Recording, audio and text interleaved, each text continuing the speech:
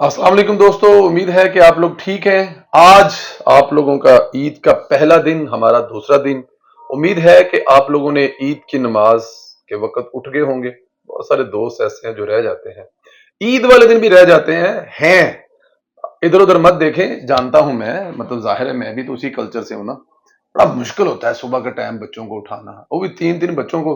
अच्छा, बच्चे भी माशाल्लाह बड़े हैं, ये भी नहीं कि छोटे हैं। 19 साल का बड़ा बेटा मेरा, और अगला जो है वो 16-17 साल का है। उठाना ही बड़ा मसला है इनको।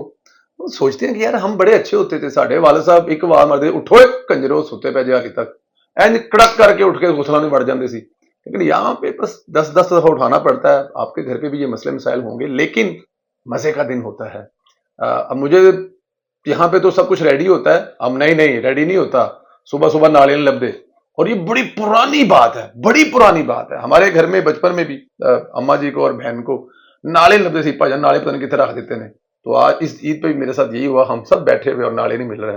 और इस दफा पाकिस्तान से नाले लेके भी मैं आया, लेकिन मिल गया। खैर एंड ऑफ डे थे। ये ईद की एक खूबसूरती होती है। फिर आप वापस आते हैं, फिर जाने से पहले कुछ ठंडा मीठा, वापस आते हैं, नाश्ता तैयार होता है, बैठते हैं। हमारी ईद तो खैर ऐसे ही गुजर जाती है। हम लोग ईद के बाद काम पे आते हैं, लेकिन डेफिनेट आप लोग ईद के बाद जो है वो निकल जाते हैं बकरे के लिए, कसाई ढूंढने के लिए। कुछ लोगों ने पहले से ढूंढा होता है, और आप लोगों के भी ऐसे दिन गुजरे होंगे। और जो शादीशुदा हैं उनकी एक और जिम्मेदारी होती है, जो लकीली हमारी नहीं है, क्योंकि हम यहीं पे हैं, अकेले ही हैं। वो जो जिम्मेदारी है वो आप लोग बेहतर जानते हैं। बट एनी हाउ, अल्लाह ताला की ज़ात आपको ऐसी ईदें हज़ारों नसीब फरमाए, खुश रहें, आबाद रहें। इससे पहले कि हम वीलो की तरफ चलें, वही आपसे रिक्वेस्ट, फेसबुक को फॉलो करें, यूट्यूब को जो है सब्सक्राइब कर दें, और साथ में हल्का सा हाथ जो है वो बेल आइकन पे रख दें, ताकि वक्त पे आपको वीलॉग मिल जाए। लाइक और कमेंट्स, खास तौर पर ईद मुबारक तमाम दोस्तों को मेरी तरफ से। और अगर आपने विश करना है अब मुझे ईद मुबारक, तो उसका बेहतरीन तरीका यही है कि आप मैसेज करके विश कर दें ईद मुबारक। इमरान खान की ईद आज इन्हीं सोचों में गुजरी होगी कि वो कौन सा लम्हा था जब उन्हें अब्बा जी से पंगा लिया, और अब्बा जी ने इमरान खान साहब को निशाने इबरत बना दिया। ये ईद इसी सोच में गुजरी होगी कि न जाने ईद के बाद मेरे साथ क्या होगा। अगर देखा जाए तो असल कुर्बानी एस्टेब्लिशमेंट ने दी है। देखिए, पालते हैं हम जानवर को, बकरे को खिलाते हैं अब पूरा साल, और उसके बाद कुर्बानी की थी। हमारी उनके साथ बड़ी उनस हो जाती है, बड़ी मोहब्बत हो जाती है। इसी तरह 3-3.5 साल स्टैब्लिशमेंट ने पाला हुआ अपना बकरा इमरान खान, जिसकी वो अब कुर्बानी दे रहे हैं, जिससे उनको बड़ी मोहब्बत थी। इंसाफिये हो गए थे। जनरल बाजवा साहब फरमाते हैं कि हम इंसाफिये जनरल हो गए थे। तो अब तकलीफ तो उनको भी हो रही होगी, लेकिन असल कुर्बानी स्टैब्लिशमेंट की है इमरान खान को कुर्बान करने की।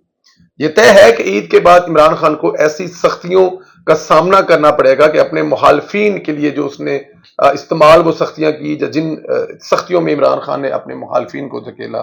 इमरान खान अपने हाल से कमाई है, यानी जो बोया था, अब इमरान खान के काटने का वक्त आ गया है। नफरत, गाली और फितने की सियासत को पाकिस्तान में परवान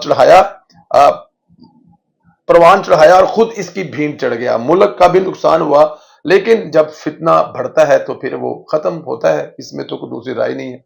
3-4 बड़ों की मुलाकातों में फैसला हो चुका है, मामला तय पा चुके हैं। इमरान खान को जेल में डालने की तमाम रुकावटें भी खत्म हो चुकी हैं। दुबई में होने वाली मुलाकातों में मुतालबा रखा गया है कि जब तक इमरान खान का इंतशार खत्म नहीं होगा, 9 मई के वाक़े के मुजरमान को कैफरे किरदार तक नहीं पहुंचाएंगे, तब तक इलेक्शन नहीं हो सकते, बल्कि तब तक कुछ और हो सकता ही नहीं है। अच्छा, ये बात किसी हद तक ठीक है, इस बात को रद्द नहीं किया जा सकता कि इमरान खान साहब एक बहुत बड़ा फितना है। आप जो भी इस मुल्क में काम करने लगेंगे वो उसमें रुकावट डालेगा। आप इलेक्शन डालेगा, इलेक्शन करवाने जाएंगे, तो अगर इलेक्शन में इमरान खान को पता है कि वो जीत नहीं सकेगा, उसके वोटरों को उसकी असलियत का पता लग गया, जो लोग इमरान खान को फॉलोअर थे उनको पता लग गया कि ये सिर्फ अपनी जात के लिए कुछ भी कर सकता है, अपनी जात के लिए मुल्क को तोड़ भी सकता है, जो कि इसके मंसूबे में शामिल था कि केपीके वाला इलाका अलहदा करके मुझे वहां का ताहयात बादशाह बना दे। तो ये इस हद तक जा सकता है, जिसको वोट तो मिलना ही नहीं है। अब अगर इसको आपने खुला छोड़ा और इसको इसके किए की सजा ना मिली, तो ये आने वाले दिनों में आपके लिए मुश्किलात ऐसे पैदा करेगा कि ये मुल्क में खून खराबा कराने का कोई मौका नहीं जाने देगा। और हो सकता है इलेक्शन को खूनी इलेक्शन करवाने की कोशिश करे, जिसमें फिर जाहिर है इसके पास जो है वो ایک پھر اس لیے دنیا کو بتائے گا دیکھو میں پہلے کہتا تھا کہ ان لوگوں نے یہ کرنا ہے وہ کرنا ہے اور وہ یہ کر رہے ہیں. تو اس لیے عمران خان کو کہتے ہیں کسی پاسے لان تو بغیر عمران خان کچھ بھی اس ملک نہیں ہو سکتا اور واقعی نہیں ہو سکتا, اس میں کوئی شک نہیں ہے. اچھا جی, اب کڑوا گھونٹ ہے نا وہ بھرنا اس لیے پڑے گا کہ شیطانی فتنے کو قید میں ڈالنا پڑے گا, اور اگر آپ نہیں ڈالیں گے تو وہ آپ کو ہم بتا چکے ہیں کہ کیا کیا مسائل ہو سکتے ہیں. عید کے بعد فائنل راؤنڈ کا آغاز ہوگا. پہلے تو آپ نے صرف پریس کانفرنس سنی ہے, عمران خان کے پیاروں کے دھوکے دیکھے ہیں, اب آپ وہ دیکھیں گے جو عمران خان کے وہم و گمان میں بھی نہیں ہے, جس کا ڈرونے خواب سے بھی ڈرونا ہونے والا ہے. یہ بار بار بتایا جا رہا ہے, کہا جا رہا ہے. وہی پیارے عمران خان کے خلاف جج سامنے کھڑے ہو کر گواہیاں دیں گے, ثابت کریں گے کہ عمران خان نے 9 مئی کا یہ جو واقعہ ہے عمران خان نے پلان کیا, عمران خان ہی ماسٹر مائنڈ ہے, عمران خان ہی نفرت کی سیاست کا موجد ہے. اچھا, اس میں تو کوئی شک نہیں ہے, ایسی گواہیاں جو ساتھ پیش کی جائیں گے جنہیں کوئی بھی جج مسترد نہیں کر سکے گا, پھر چاہے وہ ملٹری کورٹ ہوں یا سول کورٹس ہوں. اس راہ میں رکاوٹیں ڈالنے والوں کی بھی خیر نہیں ہوگی. ممکن ہے شاہراہ دستور سے رکاوٹیں ڈالنے والے اور 9 مئی کے واقعہ کے سہولت کاروں کو بھی جیل میں جانا پڑے. اب وہ سمجھ سکتے ہیں کہ اب وہ لوگ کون ہیں, اس میں تو کوئی دو رائے نہیں ہے کہ شاہراہ دستور پر کون بیٹھے ہیں جو عمران خان کی سہولت کاری کر رہے ہیں اور جن کو ہو سکتا ہے جیل کا سامنا بھی کرنا پڑا ہے. دوسری طرف عمران خان کے خلاف دوسرا بڑا کیس تیار ہو چکا ہے. اس کیس میں سب سے بڑی پیش رفت ہوئی ہے کہ نیب نے القادر ٹرسٹ میں عمران خان کو فکس کرنے کے لیے اہم قدم اٹھایا ہے, کیونکہ یہ کیس بہت سولڈ ہے, اس میں بہت جان ہے, ثبوت بھی ہیں, اس لیے ذرا سی بھی کوتاہی نہیں برتی جائے گی. اس مقصد کے لیے نیب نے اسپیشل تحقیقاتی یونٹ فعال کیا ہے. یہ یونٹ غیر فعال تھا. اس یونٹ کو بہت اوپر تک رسائی ہوتی ہے, اس کے پاس تحقیقات کے وسائل بھی زیادہ ہوتے ہیں اور رابطے بھی کھلے ہوتے ہیں. یہ یونٹ القادر ٹرسٹ کو انجام تک پہنچائے گا. عمران خان کو اہلیہ سمیت سزا دلوائی جائے گی, یعنی ملٹری کورٹس ہی نہیں اور امتحان بھی باقی ہیں جن سے عمران خان کو گزرنا ہے, اور ان تمام کیسز کو انجام تک پہنچانے کے بعد ہی انتخابات ہوں گے. یہاں سے لگ رہا ہے کہ ہلکا پھلکا 6 مہینے الیکشن آگے پیچھے ہو سکتے ہیں.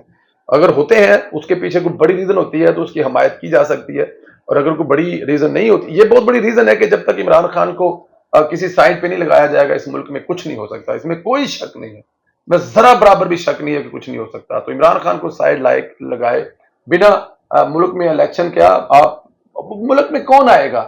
ملک میں آپ الیکشن کرواتے ہیں تو انویسٹمنٹ کے لیے اس ملک میں کون آئے گا جب ان کو پتا ہوگا کہ عمران خان صاحب کسی بھی وقت کوئی بھی سازش کر کے ملک بند کر دیں گے, ملک کو جلا دیں گے, آگ لگا دیں گے. تو اس لیے عمران خان کو فکس کرنا بہت ضروری ہے. ادھر بھی عمران خان بھی ڈیل کرنے کی کوشش کر رہا ہے, معافی تلافی کی بھرپور کوشش کر رہا ہے, لیکن معافی نہیں ہو پا رہی.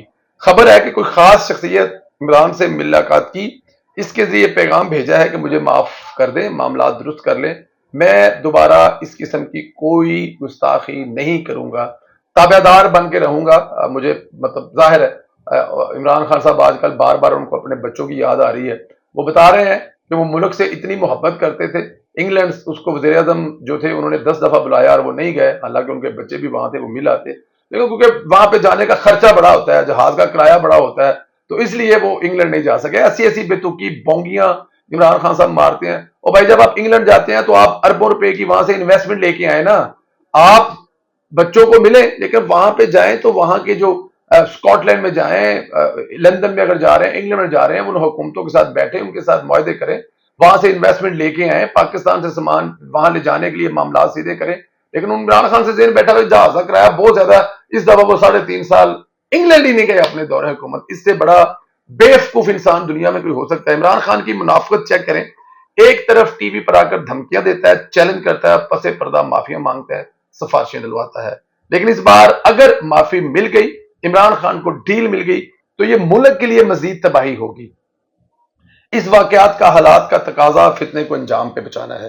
پاکستان میں پہلی بار ایسا ہوا ہے کہ اسٹیبلشمنٹ پر اعتبار کیا جا رہا ہے, ان کی مجبوری بھی ہے کیونکہ اس بار نے عمران خان نے براہ راست ان پر حملہ کیا. ہاں یہ بات تو ٹھیک ہے, اس سے پہلے کیا ہوتا تھا کہ سیاستدانوں کو مطلب کہ کرتے تھے, لیکن اس دفعہ تو یہ جو ہوا ہے کام, اس سے پہلے تاریخ میں آج تک نہیں ہوا کہ ڈائریکٹ اسٹیبلشمنٹ کو ہی گریبان سے پکڑ لیا ہے.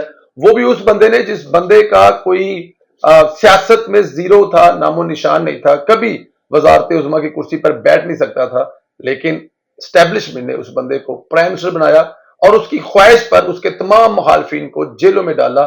ایک ایک بچے کو، فیملی کے ایک ایک ممبر کو، لیکن اس کے باوجود وہ بندہ جو اسٹیبلشمنٹ کے ساتھ کر رہا ہے، میرے خیال میں یہ اسٹیبلشمنٹ کی اپنے کیے کی بھی سزا ہے. بٹ اینی ہاؤ جی، آنے والے دنوں میں عمران خان صاحب باقی سختیاں سٹارٹ ہونے والی ہیں. عمران خان صاحب عید کے دن انجوائے کر لیں، اس کے بعد عمران خان صاحب نے آرام نال لمبی نیندر سونا ہے. مجھے اجازت دیں، عید کا زیادہ دن ہے لمبا بھی لوگ اس لیے نہیں کریں گے کہ آپ لوگ مصروف ہیں، بزی ہیں، لیکن جانے سے پہلے پھر یہی کہوں گا، خوش رہیں، آباد رہیں. پیج فیس بک کے لائک فالو کر دیں اور یوٹیوب کو سبسکرائب کر دیں جن لوگوں نے نہیں کیا. جنہوں نے کیا ہے وہ بیل آئیکن آن کر دیں. عید مبارک کا میسج لکھ کر سینڈ کر دیں، جیسے میں آپ کو عید مبارک بول کر دے رہا ہوں. بہت شکریہ. خدا حافظ.